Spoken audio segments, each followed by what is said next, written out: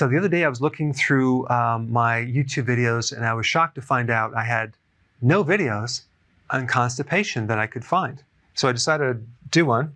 And this relates to two situations. One is that you develop constipation after you do the ketogenic diet versus having constipation years before you do the ketogenic diet. Now, if you've had constipation your whole life, okay, that's a different situation.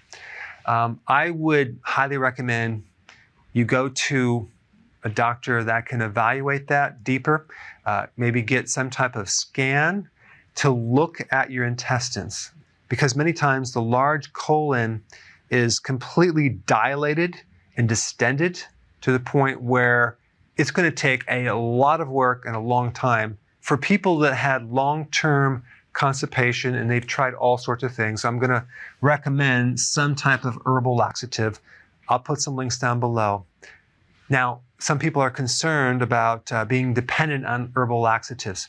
Well, the danger of having constipation or auto-intoxication with all those toxins being recirculated is much greater than taking an herb to help you eliminate these toxins. Now, there's also many other things you can do for constipation, but I'm going to answer that when I deal with this other situation. You just started keto, and all of a sudden you got constipated. Now, I know someone's going to say in the comment section, well, what about diarrhea? Because that's what I had. I already did a video on that. I put the link down below. So you just did keto, you got constipation. This is the order of things that I would take a look at. You want to first adjust your vegetables. A lot of people are not used to 7 to 10 cups of vegetables. It may constipate them. Why? Because what is consuming that fiber is your microbes.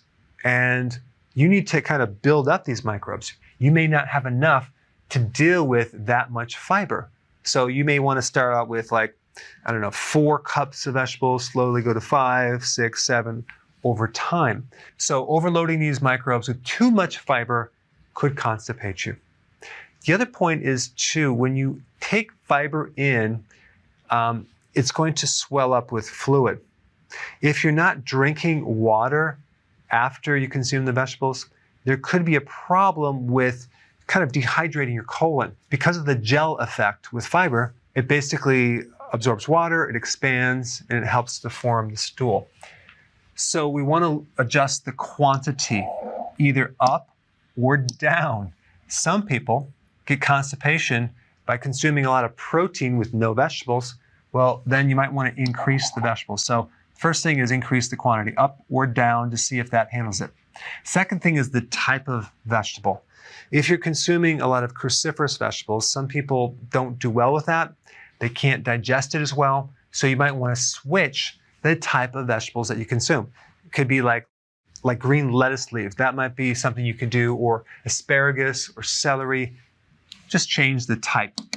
Next thing you can do is also switch to fermented vegetables, sauerkraut, kimchi, many different types. And this is much easier to digest. The other thing you can do is you can steam some of your vegetables, like maybe half of them, and have half raw. That seems to also help the ability to digest and process that fiber. So this would be number 1. Number 2, you are not ready to handle that much fat on the ketogenic plan because your bile reserves are not sufficient. So you have a certain amount of bile that you've been using to digest food. So you switch your diet to a higher fat diet, and now the requirement for bile goes up because bile helps you break down fat. It's like the detergent that dissolves the fat. So you may need to add some purified bile salts after the meal to assist in the digestion of the fat. Okay, that's the next thing I would look at. And by the way, bile salts are a natural lubricant. So it'll help you lubricate the colon, and it's actually good for constipation. Next thing is you want to add more potassium. Potassium helps the smooth muscle of the colon. So you may want to take some electrolyte powder. You just want to beef up, no pun intended, your amount of potassium. Okay, number 4, you add a probiotic. Of course, you'd want to do this, and this with the long-term constipation too, but a good probiotic can help you break down these fibers. I would recommend something that survives the stomach acidity, but adding a probiotic is a very vital thing that you don't want to forget about.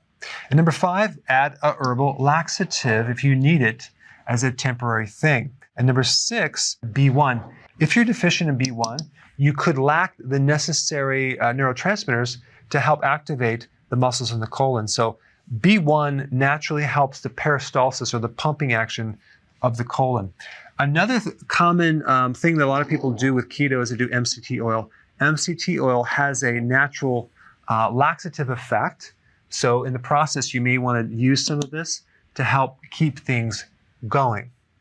All right, there you have it, my video on constipation.